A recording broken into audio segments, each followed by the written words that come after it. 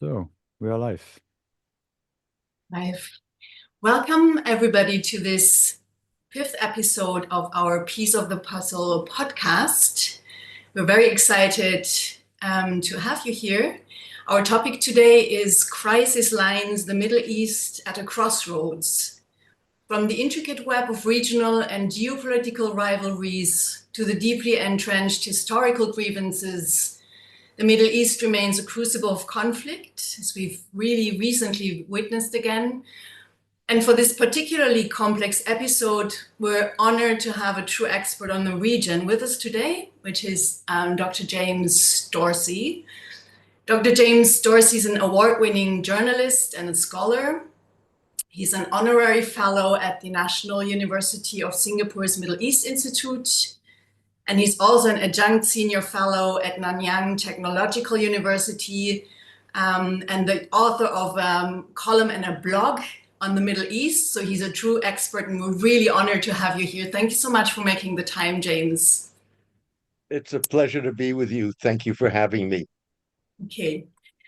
So we thought about how to really start this conversation, and like in this episode, we want to delve into the current flashpoints, the regional ones, and asking as geopolitical alliances realign and the interests of the global players intersect and sometimes also clash, how is this dynamic actually shaping the current conflicts on the ground? On the one hand, the geopolitical alliances and the regional players, and then also on the other hand, how are the internal dynamics within the Middle East itself, so the aspirations and the grievances and the power struggles of its peoples and leaders, also truly shaping the trajectory of conflict, but also the possibility to find a resolution to the conflict.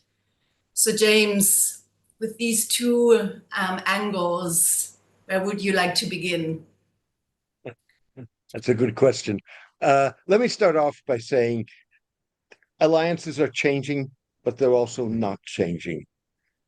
So, in other words, the alliance, if you wish, against Islamist forces, first and foremost, the Muslim Brotherhood, which includes Hamas in Gaza, those alliances haven't particularly changed.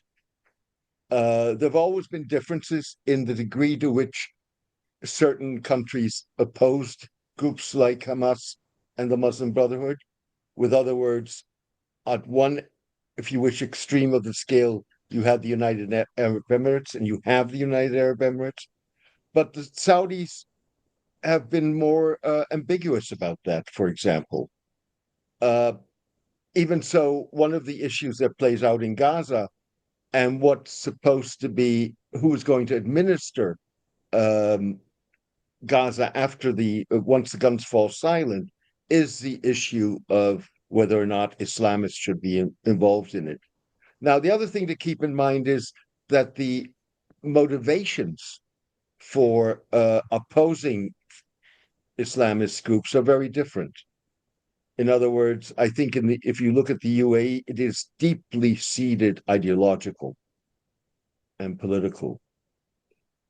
Israel's opposition to Hamas is much more an issue of nationalism or ultra-nationalism, if you wish. It opposes Hamas first and foremost because Hamas is an expression of Palestinian nationalism. And if you adopt the principle, which essentially is the principle that Netanyahu has adopted and his government has adopted, there's not space for both of us in this land, then that's the opposition to Hamas. Now, the other shift that there has been is, or on the one hand, the alliance as it was prior, let's say, to 18 months ago when the Gaza conflict erupted, and now is towards Iran. As a matter of principle, the states that were aligned against Iran still are concerned about Iran. What they differ about is how to tackle the issue. So if you go back to 2015, when the international agreement to curb the Iranian nuclear program was assigned. The everybody, meaning the major Gulf states, Saudi Arabia, the UAE, and Israel, were firmly opposed to this agreement. The Israelis wanted the military action against Iran at the time. And the Saudis and the Emiratis wouldn't say that publicly, but were not averse to an Israeli attack on Iranian nuclear facilities. That today is very different. That doesn't mean that the concern does no longer exist, but you've had a process that predates the 2021 reestablishment under Chinese auspices of diplomatic relations between Iran and Saudi Arabia that were broken off in 2016. Since then, you've had a process in which Iran and Saudi Arabia recognize their differences, but prefer to manage them.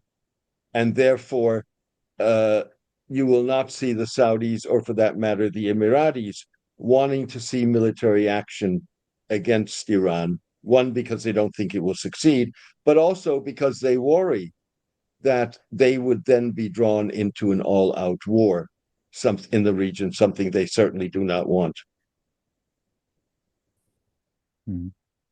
How do you see that risk now for all-out war? That was really the topic few, let's say, weeks or maybe a few months ago.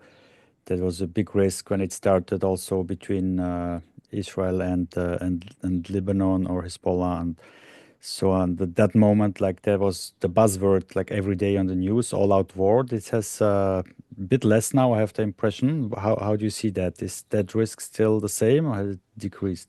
Okay, let's go back to October 7, October 8, 2023. Fact of the matter is, whichever way you want to turn this, Hezbollah unilaterally attacked Israel. It did so in solidarity, in support of Hamas and of Gaza, but it was a unilateral attack. It was not provoked by the Israelis. The Iranians basically were double sided about this, if you wish. On the one hand, they favored a multi-front against Israel, but they did not want to be drawn into a war. I think you've got to keep in mind that we've had, if you go back last year during the Gaza war, we've had two incidents of confrontations between Iran and Israel, but they, for whatever it's worth, were provoked by Israel. In other words, they were provoked, among other things, by the killing in Tehran on the day of the inauguration of the new president of a prominent Hamas leader. And if you look at Iran's responses, they were very calibrated. So even then, when Iran retaliated for those Israeli provocations or Israeli acts, Iran was very deliberate in how it responded, so that it would not lead to an all-out war. So that Iranian attitude of not wanting a war was as true 18 months ago as it is true today. Mhm. And it's matched by, despite the rhetoric, it's matched by a desire on the part of US President Trump, who does not want a war with Iran. That doesn't mean it won't happen. Trump has been very clear that he leaves the military option on the table. On the other hand, he's rebuffed Israeli approaches to give them the green light to attack Iran. So I think a lot will depend on how these on how these negotiations go.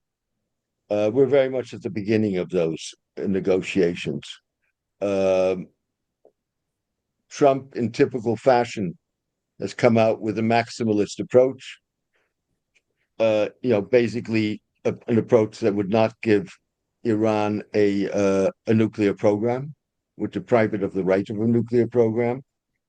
The administration has voiced different attitudes.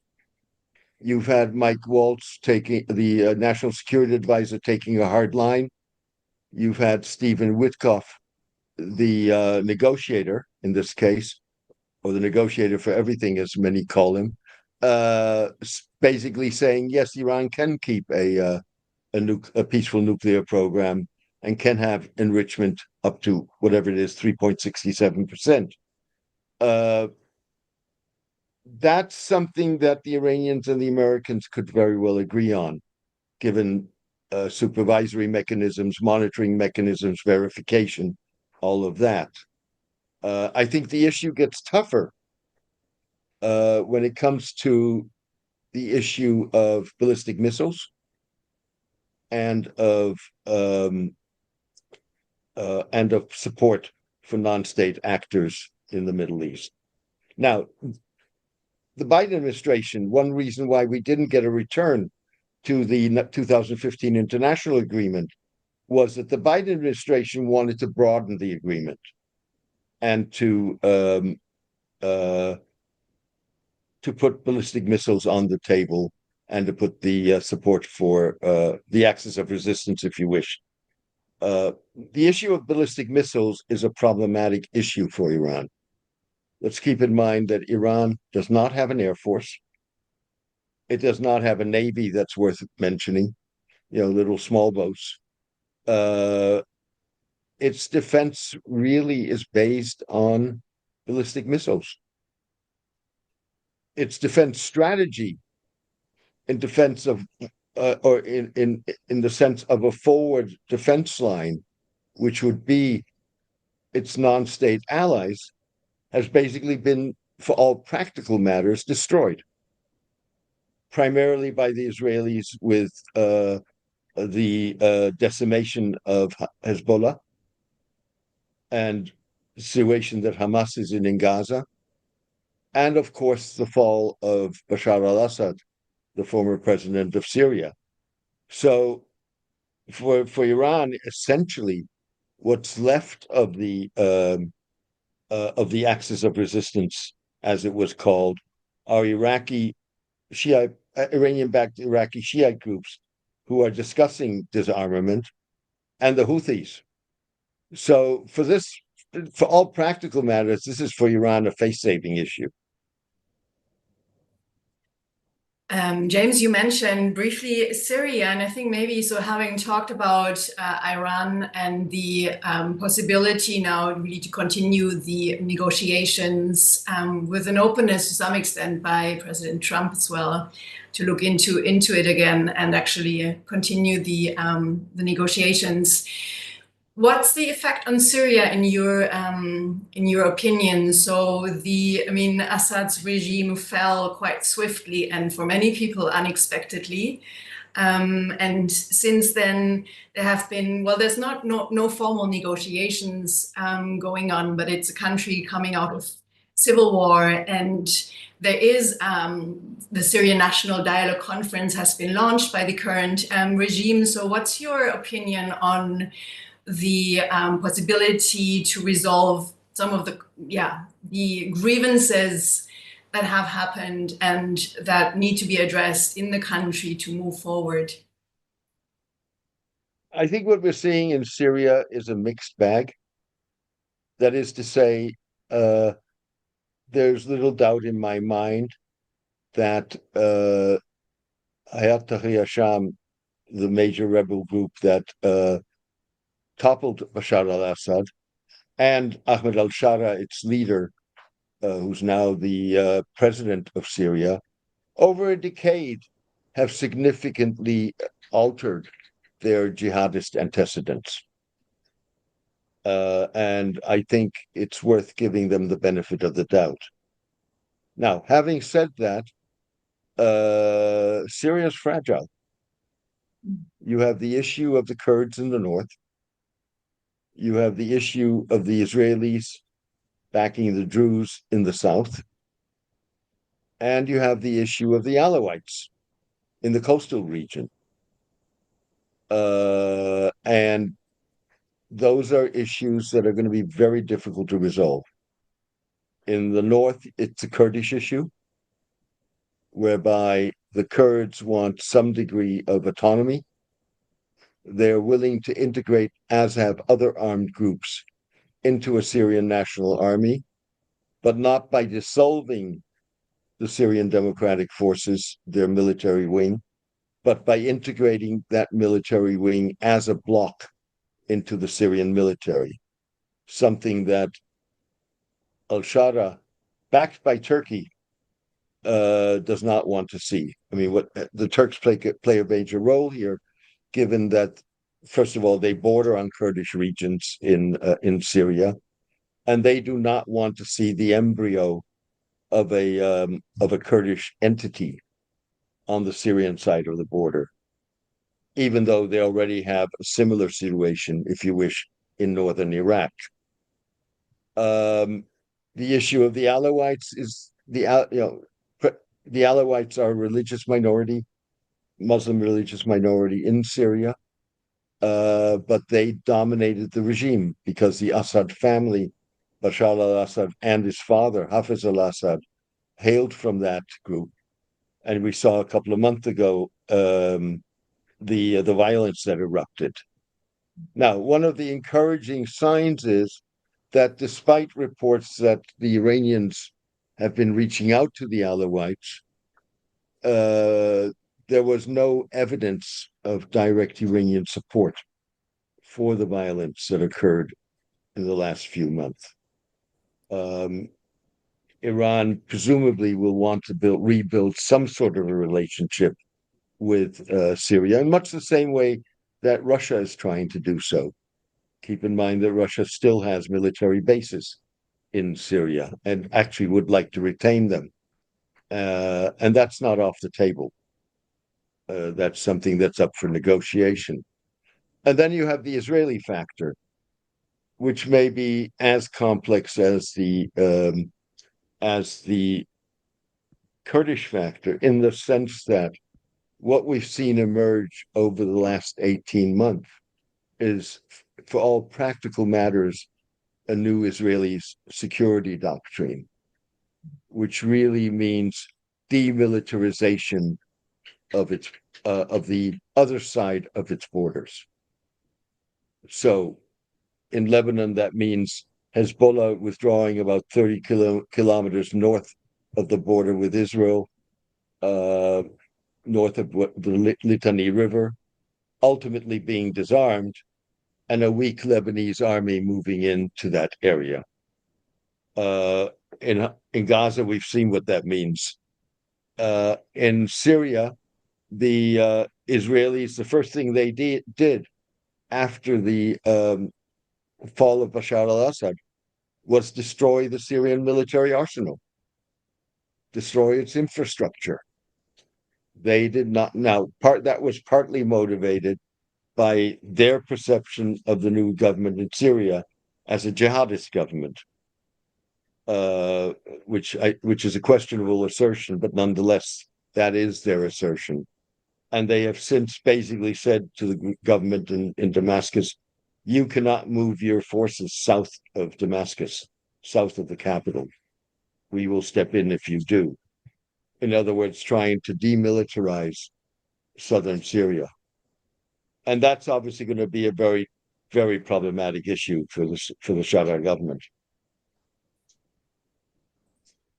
Thank you, James. That's a great overview with many details of this complex situations where you have different alliances, changing alliances, the whole proxy war situation also that we did not yet talk a lot much about. But then this all looks like. Let me just, can I interject one thing? Yeah, please. No, it was prompted by what you just said, Yeah. which is, I don't use the word proxy. Okay. And I very deliberately don't. With other words, the hardline anti-Iranian position is these are all proxies. They march to the orders of Tehran. They are simply pawns of the Iranian regime. And I think that's a simplistic portrait of them. These are groups with their own interests. Well, Let's keep in mind that I was more Sorry, thinking about, Turkish and Russian intervention in Syria and this, not only Iran, obviously, which can also be considered like this, but all the other big powers. absolutely, absolutely. Sorry, I didn't want to interrupt you. Mm. No, no, fine. My question actually was, with all this complexity, it looks like a very complex clockwork. If we try to focus a bit on mediation and negotiation, um, what do you think? What would be a good approach in this very complex clockwork? Is it to observe and then try to pick the perfect moment to try to find an entry point, or is it just trial and error and continuously trying? Or what's a good approach, and how and where to start negotiations? Look, I think the problem here is this: negotiations work under two conditions. One is the price of not negotiating is too high. And the fact of the matter is that in Gaza, for both sides, the price is not too high. You can argue that that's a very cynical position on the part of both Hamas and the Netanyahu government. But fact of the matter is, the price is not too high yet, even though innocent Palestinians and Gazans have paid a horrendous price. Or Sorry, what do you mean by the price is not too high yet? the price in terms of human life, Mhm.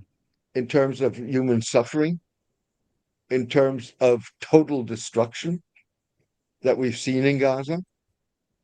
Um, in other words, Hamas, that price isn't high enough to force Hamas to uh, to compromise on what, in my mind, is already uh, a negotiable position, a position on which you can enter into negotiations. But nonetheless, they they don't find that price too high. You can But from argue the that Hamas side, the but from the Hamas side, there's now I mean, it's Qatar and Egypt again trying to, right? I mean, sort of negotiations have sure. resumed. Let me go back to what I wanted to say, which addresses what you're going to say. Uh, you know, the other side of the coin is that both sides have you need to have both sides wanting to end or get to an end of the conflict. And if one side doesn't end to the get want an end to the conflict, you need to have the pressure to the pressure that will persuade that party to come to the negotiating table, not just come to the negotiating table, but engage in a serious negotiation. Israel has not wanted an end to this war, and it's public about it. There are no two ways about it. It is very clear. Whereas Hamas does want an end to this war. So Israel has no interest in seriously negotiating. It has an interest in being seen to negotiate, or being seen to be willing to negotiate. But that's not the same as being willing to serious negotiate. Now, Israel, the Netanyahu government and Netanyahu himself obviously also have domestic pressures they have to deal with. So he needs to some degree to be seen not only by the international community, in this case primarily the United States, as engaging in negotiations. He needs that domestically also, even though you just yesterday had one of his ministers, one of his ultra-nationalist ministers, say that the goal of destroying Hamas was more important than the goal of returning the hostages to their families. So the problem with the Gaza negotiation is, sure, the United States is mediating, the Egyptians are mediating, the Qataris are mediating. Um, in my mind, what you have is a situation where Hamas has put a clear formula on the table. We will release all hostages today in return for an end to the war today and an Israeli return, a withdrawal from Gaza. That's the position that hasn't been backed, that is unacceptable to Israel because it would end the war. And keep one thing other in mind. What we saw in November 2023 when we had a week-long ceasefire and the 6 weeks of ceasefire we had from second half of January till the 18th of March of this year. What we saw in those ceasefires were staggered releases of hostages. So small number of hostages would be released for a greater number of Palestinians, and that would be repeated several times. The staggering of the release of hostages was not a Hamas request. It was a Netanyahu request because that would extend the war. So my feeling is that as long you can do whatever you want to do, you can go through the motions, and you should go through the motions, let me be clear. But as long as you do not have a situation in which both parties seriously negotiate, either because they want to negotiate or because they're being pressed to negotiate, we're not going to see an end to this. I think, Pascal, I don't know how you see it, but to me, this is a really a classical and a really very tragic example of a very big power imbalance in conflict setting where the mutually hurting stalemate is not on a similar level, as you suggest, James. I think there's one side that clearly suffers less from continuing the war than the other. And so that creates a power imbalance that is extremely difficult to address. And I think in addition, we see with the backing of the US, like the key global player to come in, this sort of adds to an imbalance as well, right? So it's really, really hard to see how, in particular, also maybe people on the ground can try and help and change that. Pascal, from a mediation perspective, sorry. Right, two things here. One, first of all, there's nothing that justifies the October 7 attack, period. Having said that, it was an attempt that to change that balance of power. And it was an attempt that badly backfired. Hamas totally miscalculated. And Gazan Palestinians are paying a horrendous price for that. Now, having said that,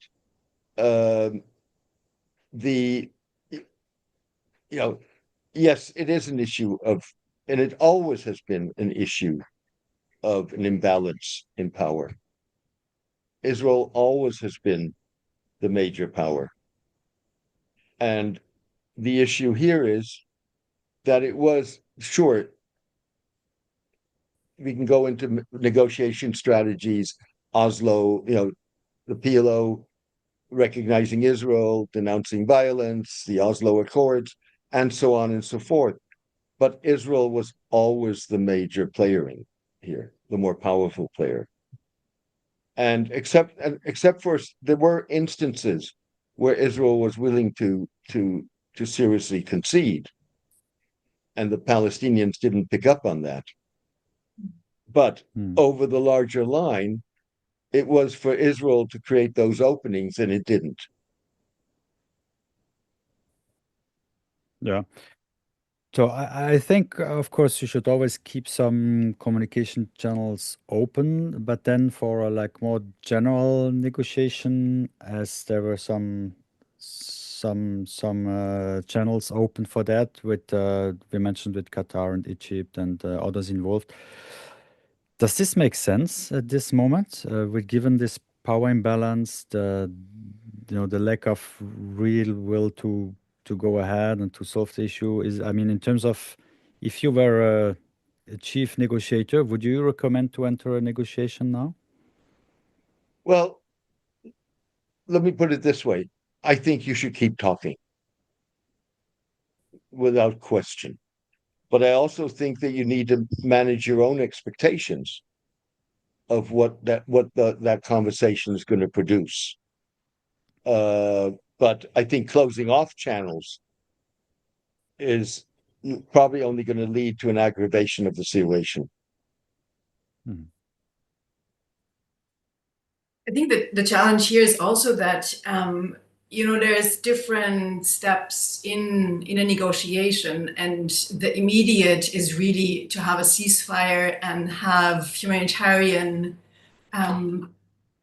aid being able to be delivered to people. So I think this doesn't mean you can ultimately develop quickly a framework for peace, for lasting peace. I think we also have to, as you say, manage our expectations. I wonder, because we talk a lot about this is sort of track one or track two political level conflict resolution or mediation. But then I think there's a lot going on in the grassroots, also on the Israeli side, that we overlook. There's, I think, a really interesting NGO called Women Waging for Peace, which is an entirely Israeli-led NGO, like activists working for peace with different religious backgrounds and ethnical identities. And it's wonderful to see that. And I think we see these efforts as well, like in parallel, still continuing to go on, but that maybe don't receive enough attention. So I'm wondering in how much there is hope in terms of what works on different levels, and in how much that continues to happen without us necessarily seeing it, and how you see that still having an impact or not. These groups are important. There's no question about it. Contact is important. I was involved in mediating the first ever Palestinian-Israeli contacts, at least PLO-Israeli contacts, going way back. The problem here is that the field or the chessboard, if you wish, is far more checkered. So on the Israeli side, you have a majority of the population that rejects Netanyahu. 70-80% of the Israeli population wants to see the back of him. A majority of the Israeli population wants to see an end of the war today, if it can bring back the hostages. It does not want to see an end to the war per se. With other words, it is in equally high numbers opposed to the recognition of Palestinian national rights and the creation of an independent Palestinian state alongside Israel. The same is true on the Palestinian side. A majority, probably in Gaza, 100%, want an end to the war today. They're tired. They're defeated. They're hungry. They don't have necessary medical care. Their children's future is at stake. They want to see this war end today. That does not necessarily mean that they have dropped their belief in armed struggle. If you look at the latest polls, 40% of Gazans still favor armed struggle. Now, again, that does not mean that they oppose a negotiated solution. A majority of Gazans in the last polls supported a negotiated solution. Again, Hamas is down to single digits in its popularity in those polls, down to 6%. It would come in last in an election. So if you look at those figures and those demographics, then I think you've got to put uh, groups like the women's group you mentioned, breaking the silence in Israel, um, B'Tselem. There are any number of these groups. Into perspective, they represent, sadly, a minority, and they're important voices. And I don't want to diminish their importance. I mean, we've seen at the same time we've seen protests, anti-Hamas protests in Gaza. But let's keep in mind those protests were as much anti-Israeli as they were anti-Arab, as they were anti-US, as they were anti-international community. Gazans feel that they've been abandoned by everybody.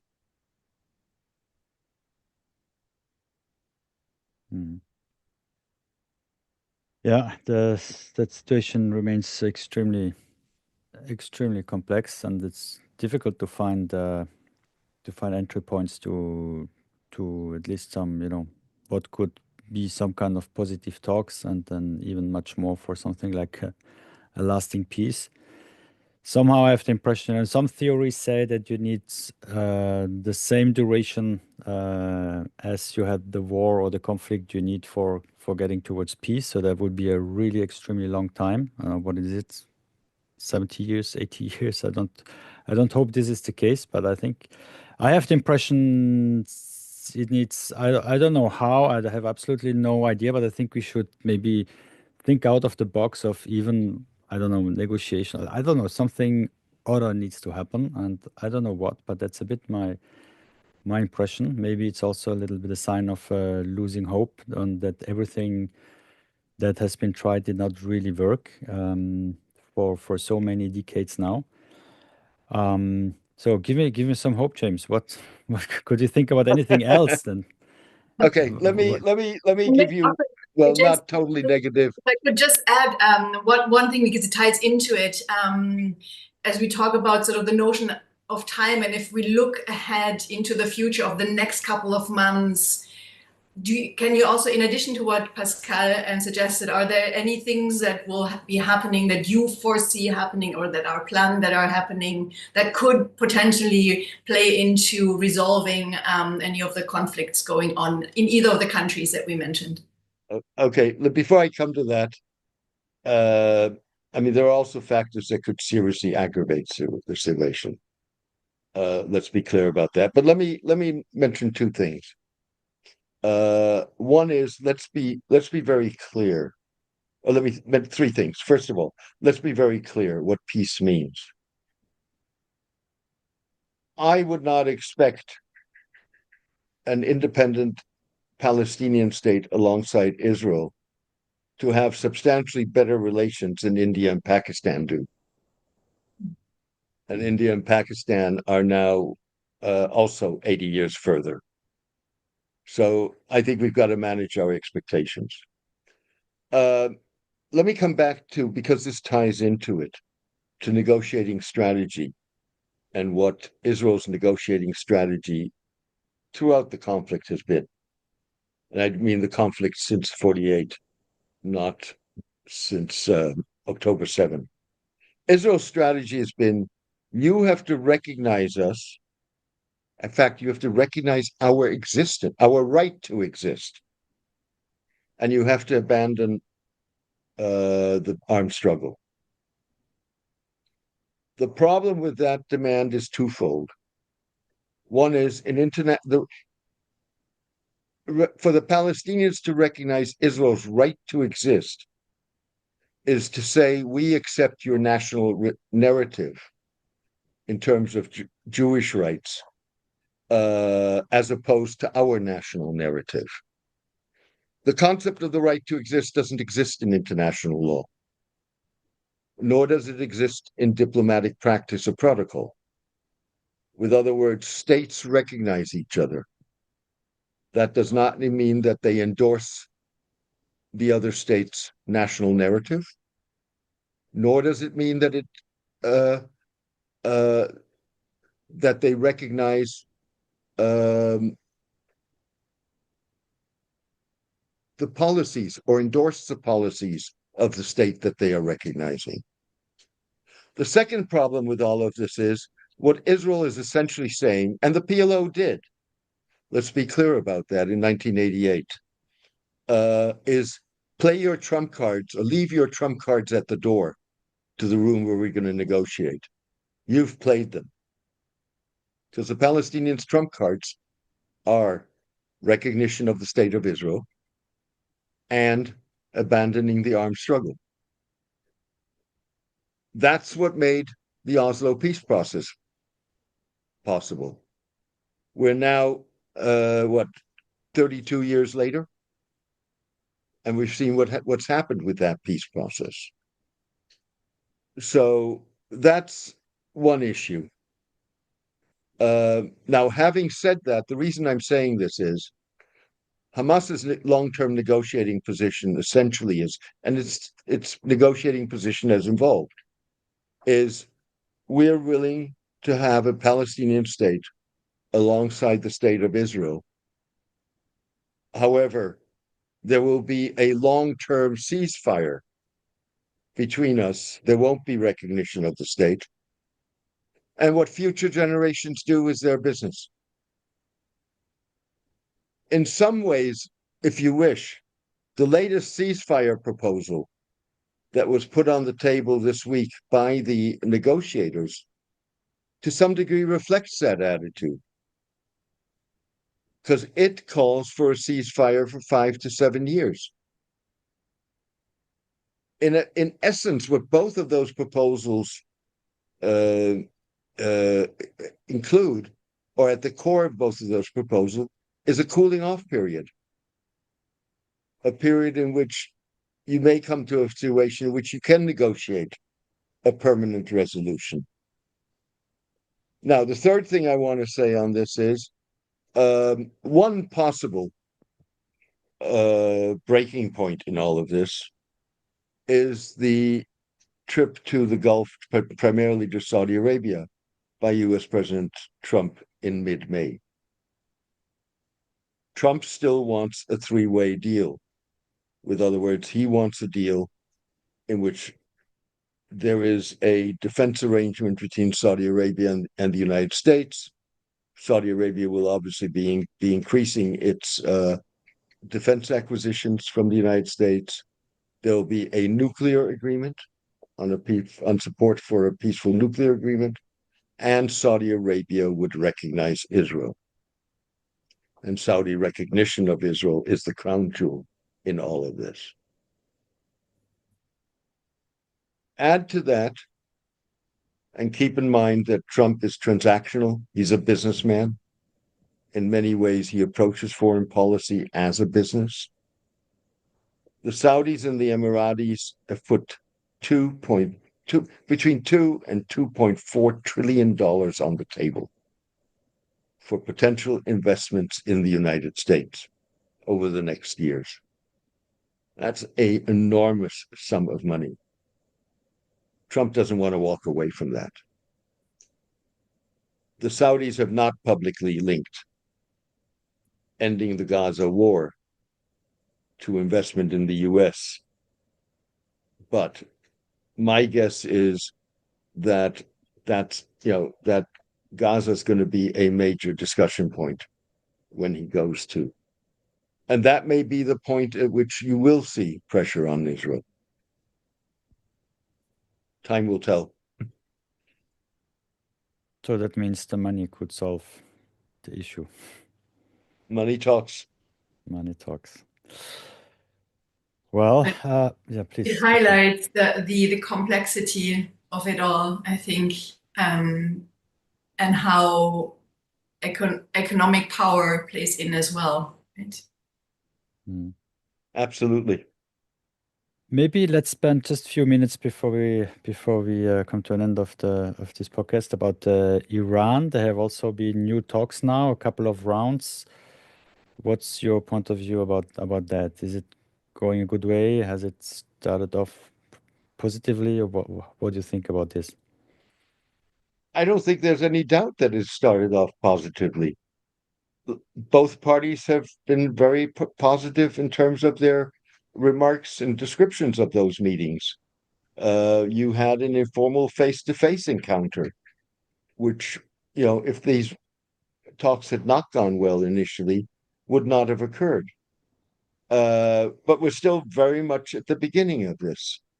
I think it's encouraging that you've had the creation of a technical committee, if you wish, talks that are about to take place at below the level of the negotiators.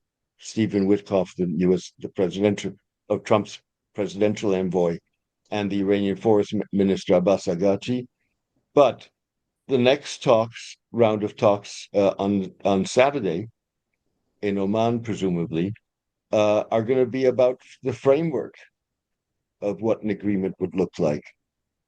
That's when you get into the much more difficult stuff. So, sure, it's encouraging that we've gotten this far, but these are only the very initial steps.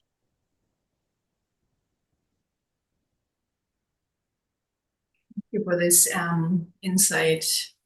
I'm quite amazed, James, in how your in-depth analysis of what's happening in the different countries in the region, but also see, that bird's eye view on the more regional and geopolitical context as well.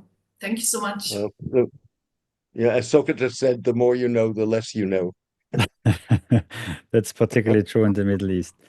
Yeah, thanks also from my Absolutely. thanks also from my side, James. And I think we're going to have an update at some point in the future. I There will look be a lot forward to to be that. discussed. Thank you for having me. Hey, just briefly, Pascal, do we have any questions? No. No. Okay. All right. Excellent. Well, thank you very much again for joining Pleasure. us. I hope this worked for you.